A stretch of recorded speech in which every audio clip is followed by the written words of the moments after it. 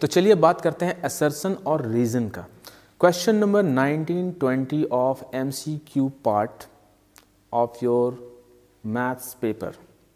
Question number 19 और 20 में बच्चे अक्सर फंसते हैं और एक माइंडसेट के साथ आप एग्जामिनेशन हॉल में बैठ जाते हैं कि क्वेश्चन नंबर 19-20 बनेगा नहीं बनेगा, उसकी कोई गारंटी नहीं है।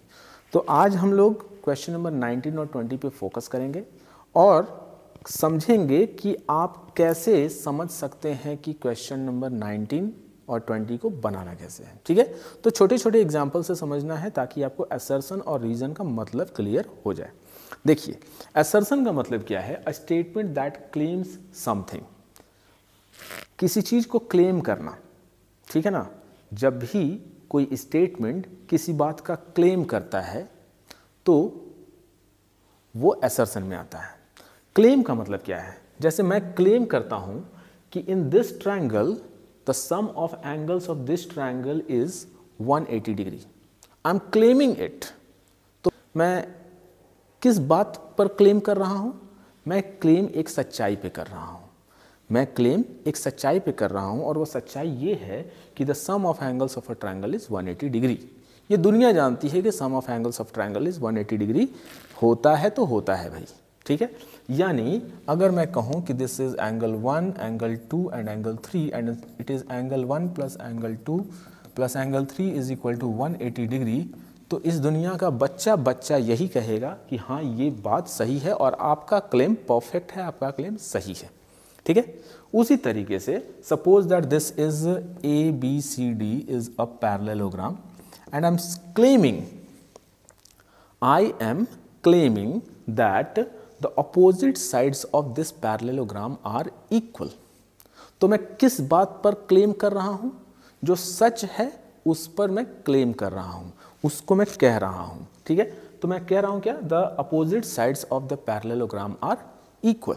मैं ये भी क्लेम कर सकता हूं कि the opposite angles of this parallelogram are equal. तो I am claiming on the fact. ठीक है ना, किस पर क्लेम करना है? You are claiming on the fact which is a true fact। ठीक है ना, फैक्ट क्या हो सकता है? या तो ट्रू होगा या फिर फॉल्स होगा। जैसे फॉल्स में मैं बोलूंगा कि 3 is an irrational number। I am telling that 3 is an irrational number। अब बताइए कि क्या ये एक फैक्ट है, क्या ये सच है? तो असर्शन क्या हो जाएगा? Assertion is wrong. सीधी सी बात समझ गए? एक छोटी सी बात समझना है, इसमें ज्यादा दिमाग बिल्कुल नहीं लगाना है। Assertion is a fact which must be true. अगर वो ट्रू नहीं है तो वो फॉल्स होगा। ठीक है, जैसे 3 एक नंबर है। 3 कैसा नंबर है? 3 एक रियल नंबर है, होल नंबर है, नेचुरल नंबर है, इंटीजर है, रैशनल नंबर है। ये सारे के सारे हैं। मैं बोलूं 3 is a rational number, so this claim, this statement is 100% correct, so my assertion will be correct। मैं बोलूं कि 3 is an irrational number, तो other person can claim no, 3 is a rational number। तो दूसरा आदमी किस बात पर क्लेम कर रहा है? किस बात को बोल रहा है? कौन से फैक्ट को बोल रहा है? वो उसी फैक्ट को बोल रहा है जो यूनिवर्सल ट्रूथ है।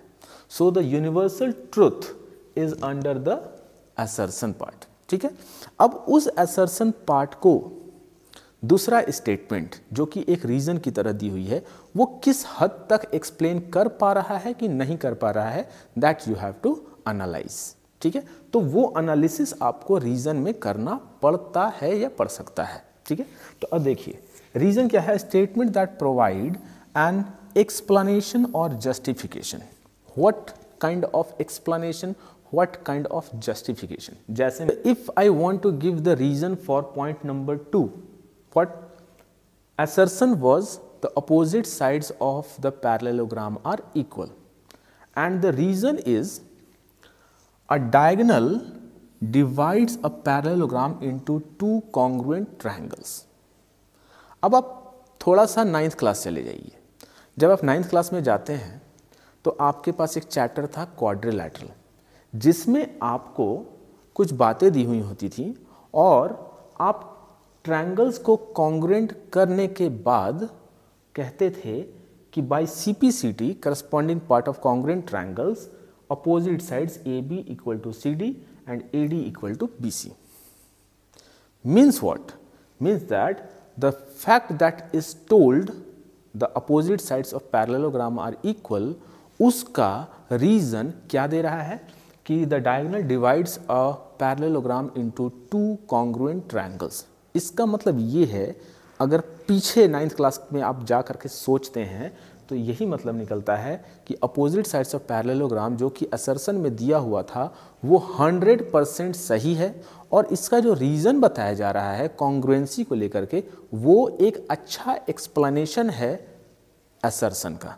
तो in that way you can say that yes assertion is true, assertion is true, A is true and R is the correct explanation of A. तो इस तरीके से आपको समझना रहता है. चलिए अब कुछ और एग्जांपल्स हम लोग समझेंगे, इसलिए इस बात को ध्यान रखिएगा. Now here you are required to evaluate if both statements are true if the reason explains the assertion. तो यही बात है कि आप जाने कि what is the actual thing. So assertion means a statement or claim that is presented as true. What is the thing here? That it is a statement or a claim. ठीक है ना, क्लेम करना है. जैसे normal life में हम क्या claim कर सकते हैं, सपोज दैट मेरी बाइक चोरी हो गई तो मैं कंपनी को क्लेम करूंगा कि मेरी गाड़ी चोरी हो गई है. तो मैं किस बात पर क्लेम कर रहा हूं, जो फैक्ट है उस पर क्लेम कर रहा हूं. In the context of assertion and reasoning questions, an assertion is a fact or proposition that needs to be evaluated for its correctness or validity. देखिए correctness और validity पर डिपेंड है. मतलब assertion का सीधा सा बात यही है कि वो करेक्ट होना चाहिए और उसकी एक पक्की वैलिडिटी होनी चाहिए कि हाँ ये एग्जिस्ट करता है, इसमें सच्चाई है. ये चीज़ assertion बताता है. इन शॉर्ट अगर एक लाइन में assertion बोला जाए तो assertion is a kind of statement which always a fact or it will always be true or it will have some validity. कुछ उसकी existence होनी ही चाहिए. ठीक है, अब चलिए बात कर लेते हैं हम लोग कुछ एग्जाम्पल्स की. assertion और reason का पहला ये एग्जाम्पल है, समझते हैं. Every positive integer greater than 1 can be expressed as a product of primes.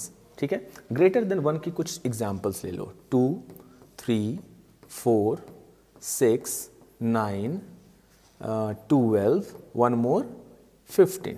ठीक है, ये सारे के सारे हमने नंबर लिया किससे, 1 से बड़ा, ग्रेटर देन 1. ठीक है, अब देखिए here it is saying that every positive integer greater than 1 can be expressed as a product of primes, where we have taken the numbers 2, 3, 4, 6, 9, 12, 15. Can we express all these numbers as the product of primes? Yes, 2 is already prime number, no need to represent. 3 prime number, no need to represent. 4 is 2 into 2. ठीक है, 6 is 2 into 3. 9 is 3 into 3. 12 is 2 into 3, 2 into 2 into 3. And 15 is 3 into 5. So, is this statement correct? Yes, it is 100% correct. Now look at the reason. Reason is prime factorization of any integer is unique. We know that prime factorization of any integer is unique, okay, except for the order of the factors. Prime factorization, आप किसका prime factorization निकालेंगे? We will get the prime factorization of composite number, and all composite numbers are greater than 1. Even the prime numbers are also greater than 1, but here we will focus on composite number as well as prime numbers also. यानी ये reason जो है ये assertion को अच्छे से explain कर दे रहा है. ठीक है, और इसीलिए हम कह सकते हैं कि both A and R are true and R is the correct explanation of A. That's it. Clear? Moving to the next, we will look at the example number 2 now. Example number 2 is assertion A, the square root of 2 is an irrational number. We already know that root 2 is an irrational number. कोई doubt नहीं है because its decimal expansion is non-terminating, non-repeating, right? Okay, तो ये जो statement है क्या ये true है? Yes, it is true. पहले ही true लिख लो. अब reason is a number that cannot be expressed as a ratio of two integers is called an irrational number. what is saying in reason? Reason is the definition of irrational number, and here the assertion claims that square root of 2 is an irrational number. So square root of 2 is an irrational number, that is already true. And if we look at root 2 clearly, so root 2 can be written as root 2 by 1, where it is in the form of p by q. That means you can say the ratio, but p, which is actually root 2, is not belongs to integer. Here the reason is a number that cannot be expressed as a ratio of two integers is called an irrational number. तो यहाँ पर ये जो reason दिया हुआ है ना, this reason is the correct explanation of assertion A. So the answer will be both A and R are true, and R explains A. R A को explain भी कर रहा है. देखो यहाँ दो ऑप्शन बनते हैं, both A and R are true. ये एक ऑप्शन रहता है और दूसरा ऑप्शन रहता है both A and R are true and R explains A. इस दोनों में फर्क यही है कि assertion आपको देखना है कि वो सही है कि नहीं है. अगर वो सही है तो true लिख दीजिए, false है तो false लिख दीजिए. आपको फोकस करना है R पर कि R जो है वो A को एक्सप्लेन करता है कि नहीं करता है. अगर एक्सप्लेन करता है और सही है तो ये बात सही हो गई, और अगर R का किसी भी तरीके से A से रिलेशन नहीं है तो हम R को देखेंगे कि R वो सही कह रहा है कि गलत कह रहा है. एक स्टेटमेंट की तरफ से देखेंगे कि वो सही कह रहा है या गलत कह रहा है. अगर गलत कह रहा है तो R will be wrong. A is true, R is wrong. लेकिन आपको यहीं पर फोकस करना होगा कि क्या कोई फैक्टर, क्या कोई टर्म ऐसा है, रीजन में कोई ऐसा टर्म, ऐसा फैक्टर है जो असर्शन को लिंक कर रहा है. अगर कर रहा है तो आपको थोड़ा सा उस पर एनालिसिस करने की जरूरत पड़ेगी. ठीक है, चलिए आगे बढ़ते हैं. Example number 3 that we have is assertion the least common multiple LCM of two numbers is always greater than or equal to their highest common factor. ठीक है, अब यहाँ पे आपको थोड़ा सा एनालिसिस करना पड़ेगा. ये जो स्टेटमेंट है, ये स्टेटमेंट किस हद तक सही है ये आपको देखना पड़ेगा. ठीक है, तो देखिए लीस्ट कॉमन मल्टीपल LCM. ठीक है, LCM हमें लेना है two numbers, LCM of two numbers A and B is always greater than or equal to their highest common factor. ठीक है, तो LCM of AB into HCF of AB is equal to A into B होता है. The reason is given the product of LCM and HCF of two numbers is equal to the product of the numbers. अभी answer में नहीं जाना है, हमें समझना है. How could we say assertion and reason are both are true and R is the correct explanation of A in this case also. We have the relation LCM of AB into HCF of AB is equal to A into B. ठीक है, आप भी जानते हैं कि LCM की value हमेशा HCF से बड़ी होती है क्योंकि उसमें सारे फैक्टर्स, सारे प्राइम फैक्टर्स मल्टीप्लाई हो जाते हैं. ये आप जानते हैं. ठीक है, so this statement is true. लेकिन यहाँ बात आती है कि ये रीज़न दिया हुआ है और ये रीज़न इससे कैसे कनेक्टेड है ये हम कैसे समझें. ठीक है, तो देखिए कनेक्टेड कैसे है. अगर सपोज दैट आपके पास HCF है, A है, B है, मतलब HCF ऑफ टू नंबर्स दिया हुआ है और प्रोडक्ट ऑफ टू नंबर्स या टू नंबर्स दिया हुआ है, तो क्या आप इस फॉर्मूला की मदद से LCM निकाल सकते हैं? निकाल सकते हैं भाई. क्यों, कैसे निकाल सकते हैं? We can write LCM of AB is equal to A into B by HCF of AB. बिल्कुल निकाल सकते हैं. कहने का मतलब ये है कि LCM can be created with the help of HCF and product of two numbers and that reason is written here. यही रीजन यहाँ पे लिखा हुआ है. इसका मतलब ये है कि assertion A is 100% true, R is also true and R is explaining about A in different way. ठीक है, इसीलिए हम कहेंगे इस केस में भी कि both A and R are true and R explains A. Clear है? चलिए आगे बढ़ते हैं. Now look at example number 4 carefully. Assertion is 0.101101111011 is an irrational number. Class 9 से लेकर के क्लास ऊपर तक के सारे बच्चे irrational नंबर को पहचानते हैं. तो ये क्या irrational नंबर है? Yes, it is. So it is true. Okay. Now reason. reason is a number with a non-terminating and non-repeating decimal expansion is irrational. What is the definition of irrational number, or what are the properties of irrational number? A number, this is only the property. That means this true statement is properly explained by this statement. So what will we say? That A and R are true and R explains A. I think assertion and reason के ये 4 questions आपको अच्छे से समझ में आए होंगे. अगर समझ नहीं आया then you can comment in the comment section and then you can ask your doubts. Thank you. मेरे प्यारे बच्चों, केस स्टडी बेस्ड क्वेश्चन बाकी रह गए हैं, तो हम लोग case study based question third one shot video में कंप्लीट करेंगे. और एक टॉपिक हमारा बाकी रह गया है HCF and LCM application based question. ठीक है, तो ये इसलिए बाकी रखा है मैंने क्योंकि यही टॉपिक केस स्टडी में अप्लाई होता है. तो केस स्टडी चूँकि लंबे लंबे क्वेश्चंस होते हैं, उसको समझाने में थोड़ी सी टाइम लगती है, इसलिए उसको हमने थर्ड वन शॉट वीडियो में डाल दिया है. तो आप उसको भी ज़रूर से ज़रूर देखें क्योंकि वो आपके लिए बहुत इंपॉर्टेंट है. और केस स्टडी बेस्ड क्वेश्चन को ज़रूर से ज़रूर पढ़ें.